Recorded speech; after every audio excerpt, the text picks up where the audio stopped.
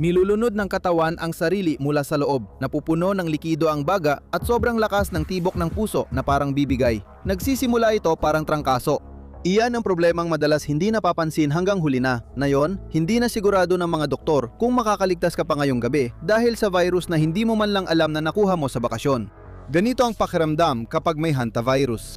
Unang araw, matagal at mahirap ang mga nakaraang buwan, ramdam mo na ang stress sa trabaho at sa araw-araw na buhay. Pagdating mo sa kubo mo sa malalim na kagubatan, parang perpekto ang lahat, malayo sa ingay at siksikan ng lungsod. Doon mo naisip na mas simple pala ito kaysa akala mo. Ilang buwan nang walang dumadalaw dito, kaya balot ng alikabok ang bawat ibabaw at may mga sapot ng gadamba sa mga sulok. Nakakalat sa kitchen counter ang maliliit na kayumangging butil na parang bigas, dumi ng daga. Kumuha ka ng dustpan at naglinis. Di mo alam na ang desisyong yon ay pwedeng ikamatay mo. Malapit nang maging biological na bangungot ang bakasyon mo sa kagubatan.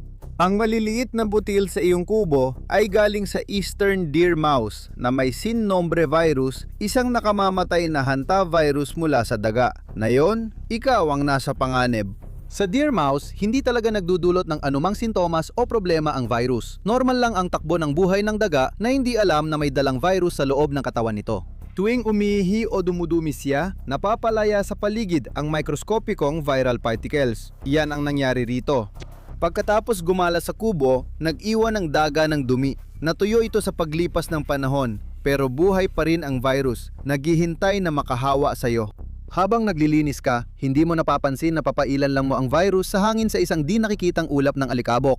Ang prosesong ito ay tinatawag na aerosolization at ito ay kapag ang isang pisikal na bagay ay nagiging maliliit na particle na umaangat sa hangin na nananatili doon ng sapat na tagal para malangap mo papasok sa iyong mga baga. Nakapasok na ang virus pero hindi mo pa alam at matagal bago mo pa mapansin.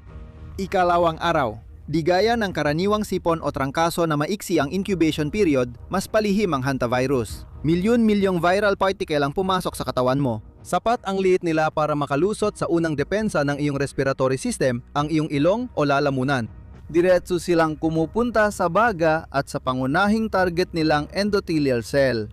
Ang mga cell na ito ay nasa lahat ng daluyan ng dugo at lymphatic vessel tulad ng arterya, ugat at capillary. Sila ang nagsisilbing harang sa pagitan ng dugo at nakapaligid na tissue. Nakikita ng mga hantavirus ang mga cell na iyon bilang oportunidad para mabilis silang kumalat sa katawan mo. Habang nag-enjoy ka sa weekend, unti-unting pumapasok sa iyong respiratory system ang tahimik na mamamatay tao. Ang misyon nito ay magdulot ng pinakamaraming pinsala hanggat kaya habang iniiwasan itong madiskubre hanggat maaari.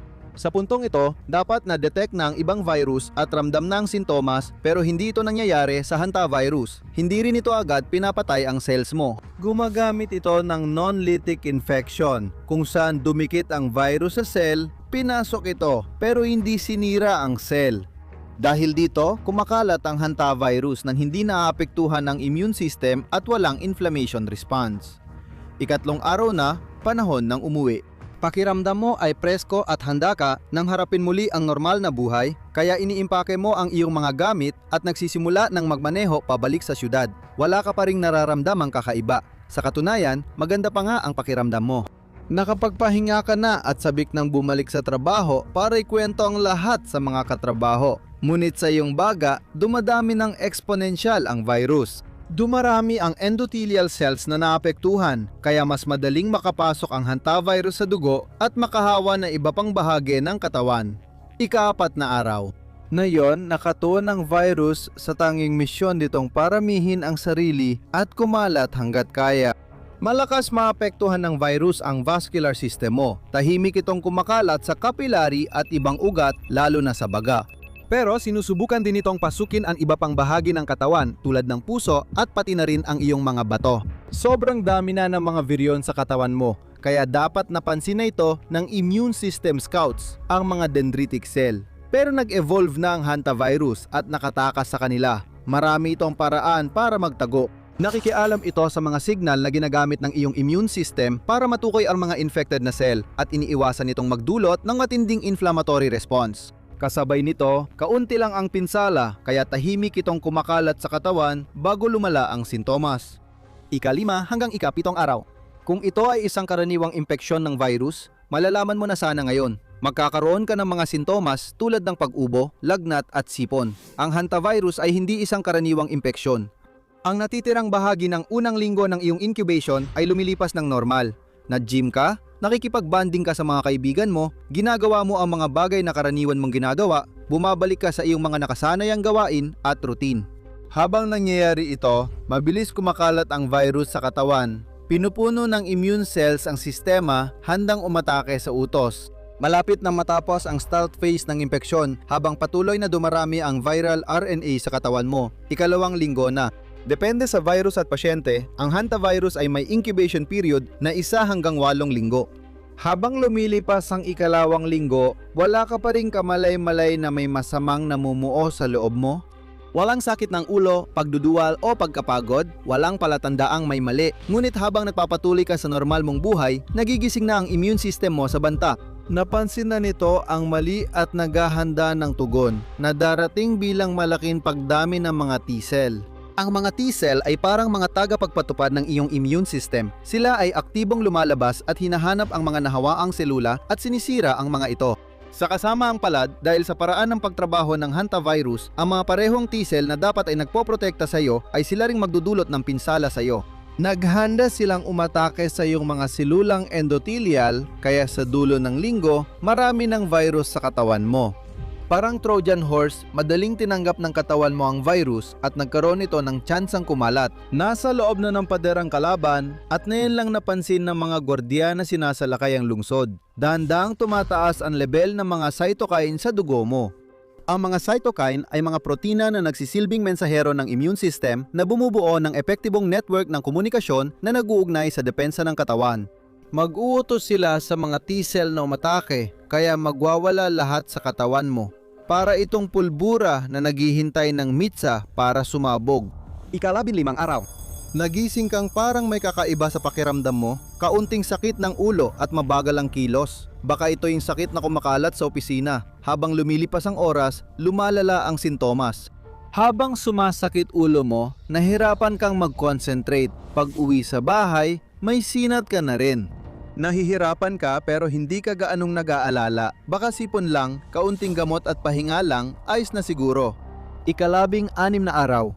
Pagkatapos ng mahirap na gabi, nagising kang mas masama ang pakiramdam at mataas na ang lagnat mo. Nanginginig at pinagpapawisan ang katawan mo habang nagsisimula kang mahirapan sa mga sintomas. Pero hindi na lang lagnat at sakit ng ulo ang dapat mong alalahanin, kundi pati na rin ang pananakit ng mga kalamnan. Mga pananakit ng kalamnan, isang malalim at matinding kirot na kumakalat sa buong katawan mo. Ramdam mo ang hapdi sa balikat, binti, balakang at pati na rin sa ibabang bahagi ng likod mo. Araw 17. Lumalala na. Ang sakit ng ulo mo ay naging matinding migraine at ang pagod ay nauwi sa matinding panghihina. Pagod ka, nilalagnat at masakit ang buong katawan. Nagdesisyon kang wag nang magdusa mag-isa kaya pumunta ka sa doktor. Sabi ng doktor, tulad ng hinala mo, malamang malubang trangkaso lang ito. Ang kailangan mo lang ay manatiling hydrated, mag-self-isolate para hindi makahawa sa iba, uminom ng gamot sa pananakit at magpahinga ng mabuti. Araw 18. Akala mo ang mga sintomas mo ay pinakamalala na, nagkamali ka. Sa loob ng iyong katawan, patuloy na kumakalat ang virus. Ang iyong mga T-cells ay naglulunsad ng matinding pag-atake sa sarili mong endothelial tissue. Nararamdaman mo ang epekto ng labang ito sa loob ng iyong katawan sa isang mas mabigat na paraan. Matitinding, matatalim na sakit ang bumabalot sa iyong tiyan. Kalaunan sa araw na iyon, lumalaban na ang iyong gastrointestinal system at nagsisimula ang matinding pagduduwal, pagsusuka at pagtatae. Halos buong araw kang nakayuko sa banyo, nagdarasal na malampasan nito. Ika-19 na araw. Di mo na kayang mapanatili sa tiyan ang pagkain at pumapayat ka na. Lalong sumasakit ang mga kalamnan mo at kahit paglakad sa kusina para magbuhos ng inumin ay nakakapagod. At simula pa lang ito, lalo pa itong lalala. Ika-20 araw ang naranasan mo nitong linggo ay unang yugto pa lang ng impeksyon. Para sa karamihan ng mga pasyente, sa loob ng 4 hanggang 10 araw mula lumitaw ang unang mga sintomas, nagsisimula na ang ikalawang yugto at mapapansin mong parang pampainit lang ang unang yugto kumpara rito. Pagkatapos ng 20 araw ng paglanghap ng mga viral particle, nagigising ka at agad mong mapapansin na may nagbago, ang paghinga mo.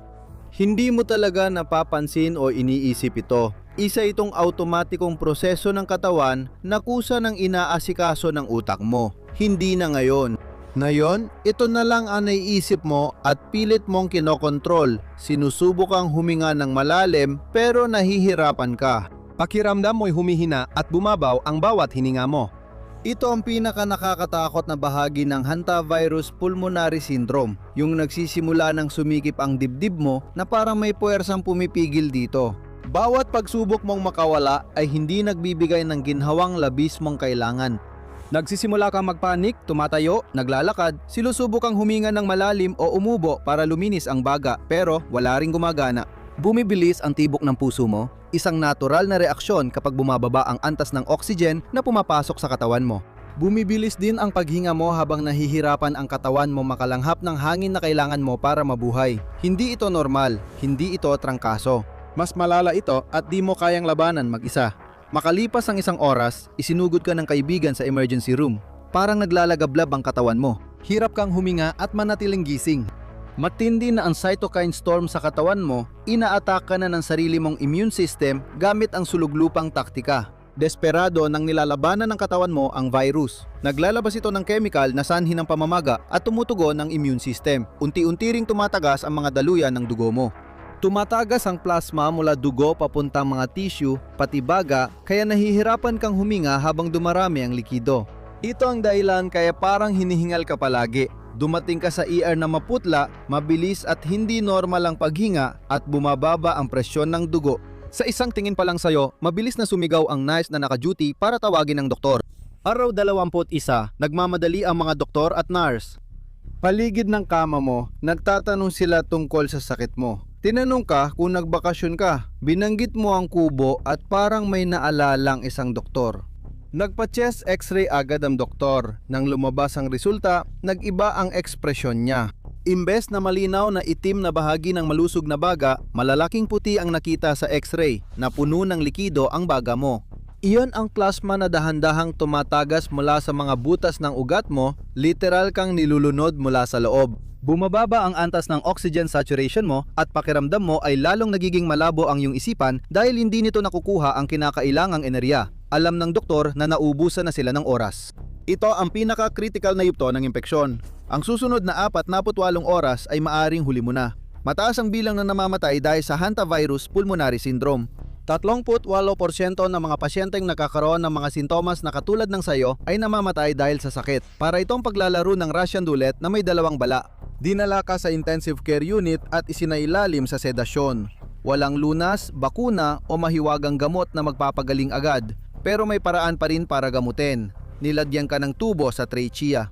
Isang makina ang nagsisimulang maghatid ng oxygen sa iyong mga baga para hindi bumagsak ang mga ito. Hindi na kasi ito kayang gawin ng katawan mo.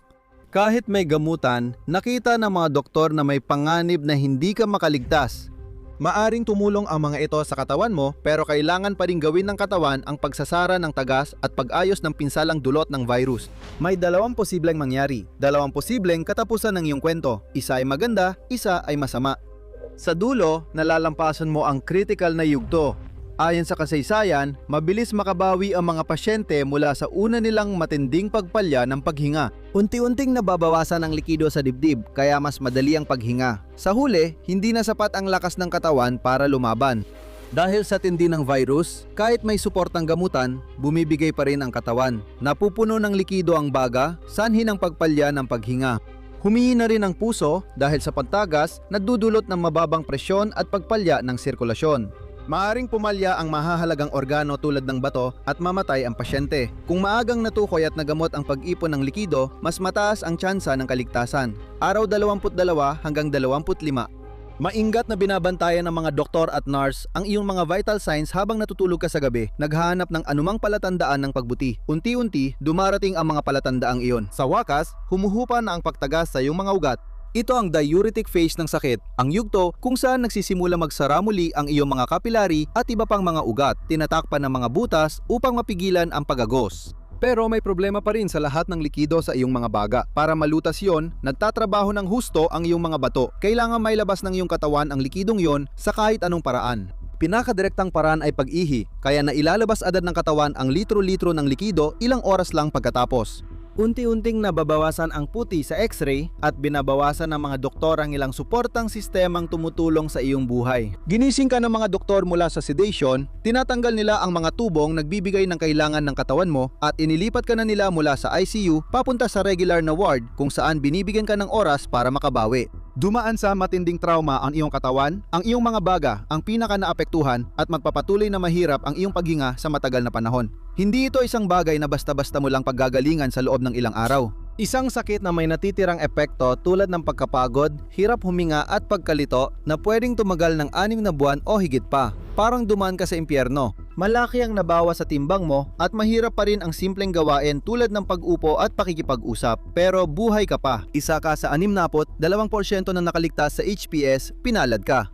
Pero hindi rito nagtatapos ang kwento ng virus. May iba pang nagsisimula sa mga lugar na malayong malayo sa kalikasan. Alamin ang totoong kwento ng mga virus na talagang tumagas mula sa mga laboratorio at kung paano nag-ugat ang ilan sa pinaka-kontrobersyal na pagkalat sa mga lugar na nilikha para pag-aralan ang mga ito. O panurin mo na lang ito.